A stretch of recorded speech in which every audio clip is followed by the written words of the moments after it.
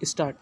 श्रीमान, मैं निवेदन कर रहा था कि राजनीतिक उत्पीड़न से जो लोग भारत में आते हैं, वे चाहे तिब्बत के हों, चाहे बांग्लादेश से आए हों, उनको राजनीतिक आश्रय देना हमारा नैतिक कर्तव्य है।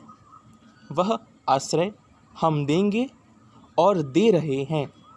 इसीलिए चीन ने जो हमारा विरोध प्रकट किया है, उसे हमने स्वीकार नहीं किया। दलाई लामा कोई राजनीतिक गतिविधियां नहीं कर रहे हैं। वे दक्षिण की यात्रा पर जा रहे थे, प्रधानमंत्री से मिले, कुछ फ़ोटो भी खींचे और वे छप गए। इसलिए हमारे चीनी मित्रों को यह समझना चाहिए कि भारत में लोकतंत्र है और समाचार पत्र भी स्वाधीन है, और अब तो रेडियो पर भी कोई सरकार का शिकंजा नहीं है। हम तिब्बती शरणार्थियों को राजनीतिक गतिविधियां नहीं करने देंगे।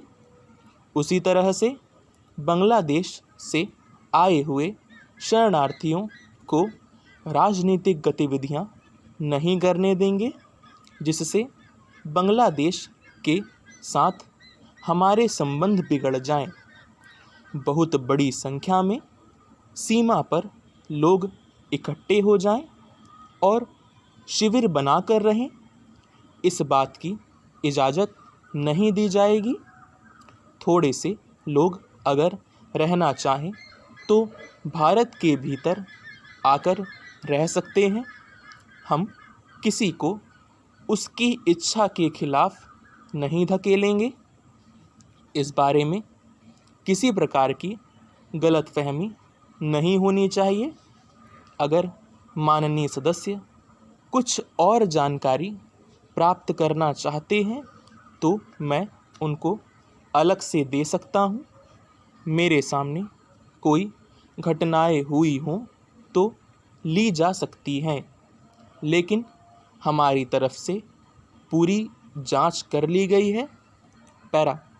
उपसभापति जी, मुझे यह देखकर खेद हुआ है कि विदेश नीति के सवाल पर जो एक राष्ट्रीय मतैक्य है, उसमें कुछ विरोध के स्वर सुनाई दे रहे हैं और यह कहा जा रहा है कि सरकार अपनी नीति को बड़ी चतुराई से बदल रही है।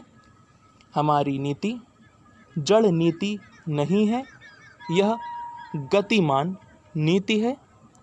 फॉरेन पॉलिसी डायनेमिक होगी, फॉरेन पॉलिसी फ्लेक्सिबल होगी, फॉरेन पॉलिसी बदलती हुई परिस्थिति का उत्तर देने में सक्षम होगी, समर्थ होगी। लेकिन एक बात का मैं आश्वासन देना चाहता हूँ कि भारत किसी विदेशी शक्ति के दबाव में आकर अपनी विदेश नीति में परिवर्तन नहीं करेगा। हमने इस पर दस्तखत नहीं किए हैं और ना करने वाले हैं।